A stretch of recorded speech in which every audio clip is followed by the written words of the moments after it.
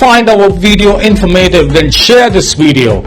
Subscribe to our channel and don't forget to press bell icon for regular updates on dairy equipment. If you have any queries, give us your comments below and we will be happy to reply.